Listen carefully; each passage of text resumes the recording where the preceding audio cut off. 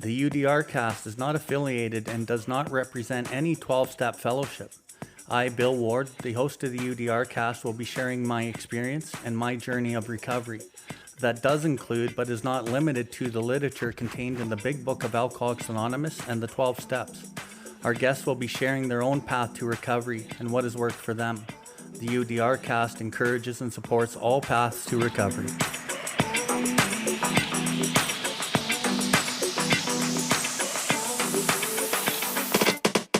Welcome everybody to the UDRcast. UDR stands for Uncover, Discover, and Recover. My name is Bill Ward, and I'm coming to you from the recovery capital of Canada, Calgary, Alberta. Here we are going to discuss everything recovery, different perspectives, different experiences, both with the people I know and with others from around the world. If you resonate with anything you've heard on this episode today, we ask that you share it with anyone who you think may benefit from it. If you have any questions or comments, please find us at BILLWARDLIFE and send us a message in the info section. We'll get back to you as soon as we can. If you are interested in more recovery content, you can find the buttons for the YouTube channel and other social media outlets on the homepage, and you will be redirected to those platforms. We can recover, one person, one family, one community at a time.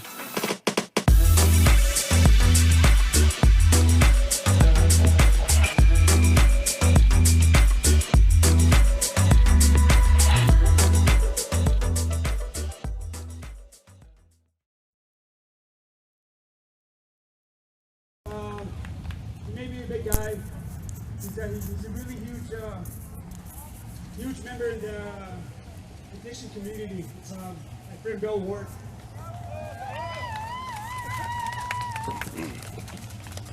Buddy. Thank you, bro. Tanse. Thank you, Bobby, and thank you, Sobercrew. My name's Bill Ward. Just past 7.5 years sober. I like to say, like honestly, the only thing I did was provide some willingness. I believe in myself today, but I believe more in the power of Creator that pulled me back from the gates of death. My Creator is my number one in my life today. We talk a lot about the spiritual illness that we're all suffering from that manifests itself in the drug and alcohol addiction. We mostly focus on addiction. The drug and the drink are just a substance. When that is removed, the surface of the problem is hardly scratched. And when you really look around at people who are trying to recover, most people can barely get a year. Okay? Most people do not get 2 years, and very rarely does somebody get 5 years. Because I've worked, I'm going to disqualify myself here a little bit. 7.5 years sober. I probably worked with over 300 alcoholics one-on-one. I got about 30,000 hours of one-on-one time getting to know alcoholics, getting to know drug addicts, getting to know their inner deepness of how they actually work. I didn't go to school for any of this, but I can tell you through my experience of connecting my heart with every individual that I've ever worked with, I understand the alcoholic and addict probably better than most.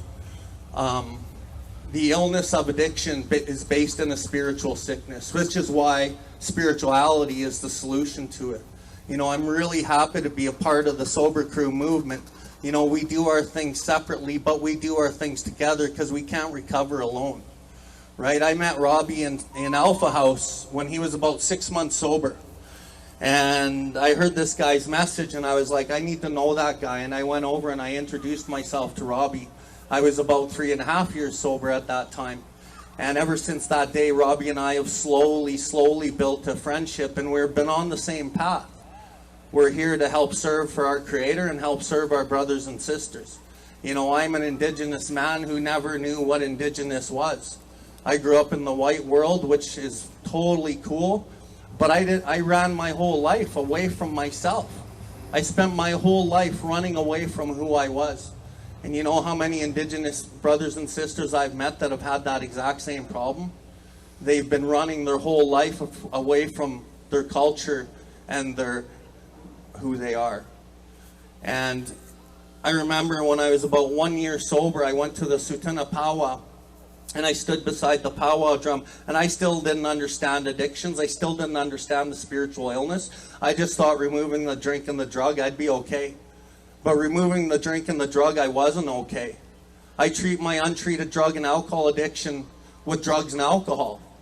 And then when I remove the drugs and alcohol, I treat my untreated alcoholism and drug addiction with defects of character, with behaviors, with hatred, with resentment, with anger, with porn, with women, with relationships. And then if I treat it with that too long, I will pick up a substance again because I am going against my spirit and I need relief.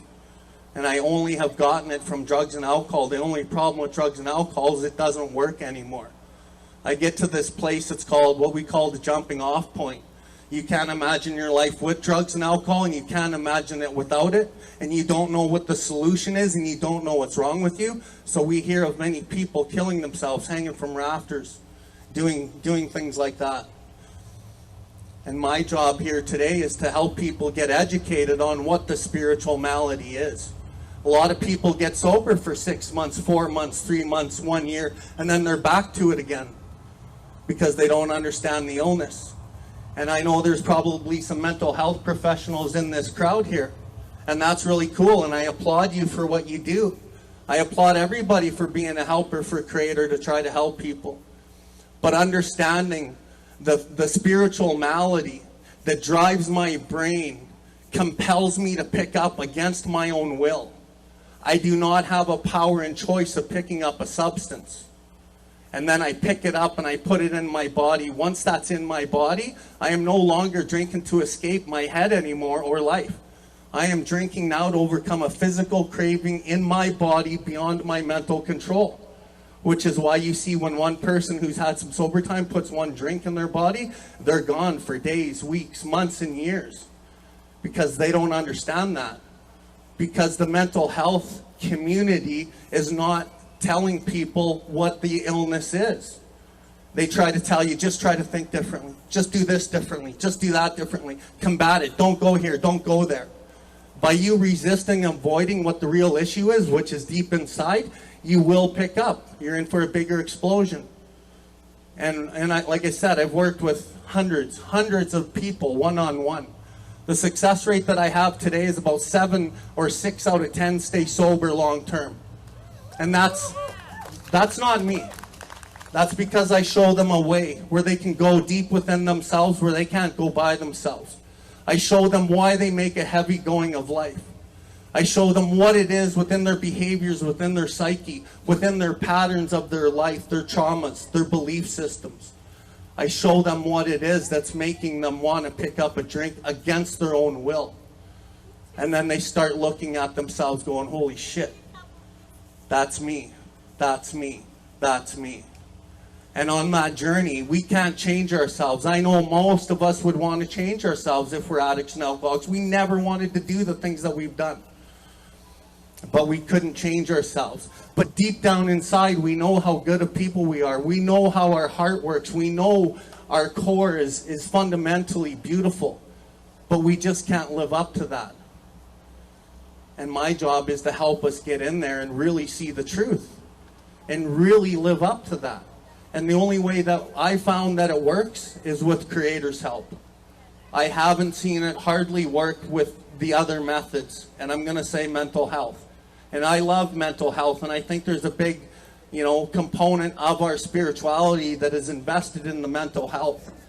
But our money that we get from the governments or from the organizations, it needs to go into spirituality like what these guys are doing. These guys are really pinning the spirituality. They're hitting the drums. They're hitting the land. They're hitting the ceremony. They're hitting the heart. Pride and hate and anger polarized and push away.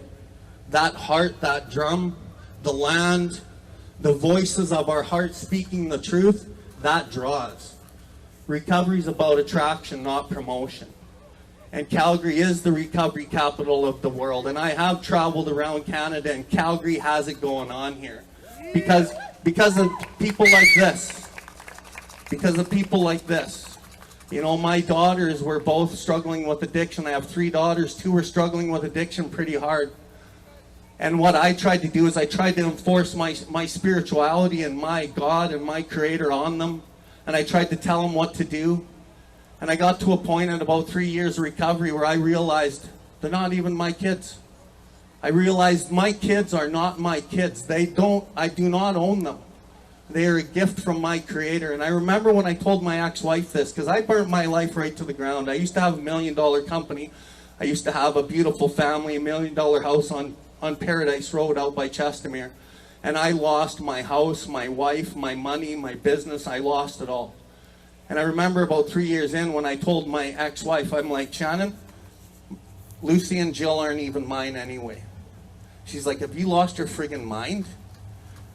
And I told my wife my kids weren't my kids. And I told my kids, you're not my kids. And yeah, I made a mistake. I shouldn't have told them that. They were really resentful because I told them that. But they get it today. My kids are a gift from Creator. The only way that I can really influence my kids or anybody is for me to be the change that I want to see. And as I'm the change that others want to see, that's the attraction, not promotion. Yeah. And like, you know, what these guys do, the Sobercrew, every week they're out there, twice a week drumming, doing their outreach, probably 3 or 4 times a week. They're out there connecting with the heart, planting the seeds of sobriety. A lot of our Indigenous people have never seen sobriety ever in their life. They need to get 6 months, 8 months so they can experience that. That's what these guys are doing. And the door is always open. Right? And these guys take the hand of the alcoholic and addict and they put it on the handle and they open it for them. And then it's up to them. It's really up to them. And in the last week, I know 5 people that have died from overdose or choking on their vomit or whatever you want to look at it. It is from the spiritual malady that manifests into addiction. 5 people. Yesterday, I went and spoke for a family at a crematorium because they couldn't even pull themselves together to pray. And I haven't spoken to these people for about 7-8 months, and they just said, can you come and pray for us? And I got off work early, and I went there, and I just prayed for the family. When I first came into recovery, all I wanted was money back and my career back. All I wanted was the truck. All I wanted was the money and the women and the shiny things. And through working with the first 100, 150 alcoholics, addicts that I worked with, my heart changed, it opened, and I fundamentally was a different person. And there was a day when I was sitting at my office when I did get my job back. I was making about $120,000, running a company for some friends of mine, and I sat at the desk and I was like, I don't want to do this anymore. I said, this isn't my purpose in life, to make money and make other people rich. And I couldn't wait for my phone to ring where somebody was struggling with that addiction so I could go help them after work. So I quit that job and I gave it all to Creator and I asked Him to show me the path. That was 3 years ago. As long as I stay close to my Creator and I perform His work well every day, He gives me exactly what I need. And He's given me, I could blow your mind with the God shots today. But I won't because I only got 10 minutes to speak. But I'll finish with this. If you're in recovery or you're not in recovery, you got a big heart. Use the heart. The heart is the way to other people's hearts. The heart and love is the only way. But that doesn't mean that you're just nice and you sell out your soul to just be nice. You got to be honest with yourself. You got to be truthful with yourself. You can't sell out your soul for a piece of something outside yourself. You got to stand in that truth. And whatever that truth is on the journey to truth, you stand in it no matter what. Even if it's not the truth, it doesn't matter on the journey to truth. And truth is based in love. Once you're living in truth of love, authentic self, of which recovery is actually all about, when you stand in the truth of yourself, you no longer need to justify anything to anybody. Your boundaries aren't set by the insecurities of your life. Your boundaries are set by security within you and love for yourself. So like I said, I believe in myself today. I have great self-confidence.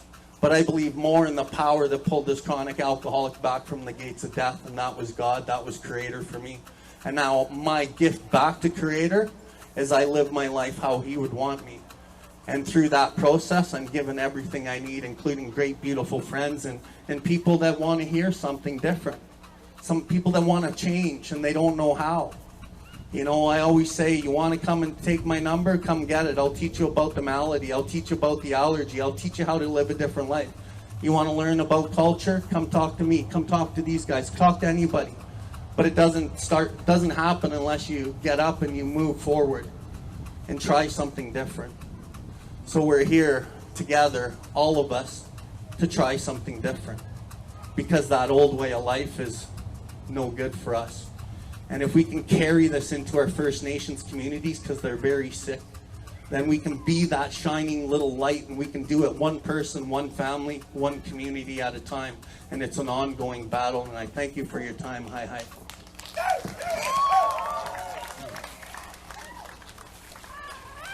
Thank you for tuning in to the UDRcast. We hope you have enjoyed this episode. The viewpoints and the opinions expressed today were solely of the individual sharing them. If you resonated with this episode, please follow us and share this link with anyone that may benefit from it. Please visit us at BILLWARDLIFE to see everything that we have going on. We can recover, one person, one family, one community at a time.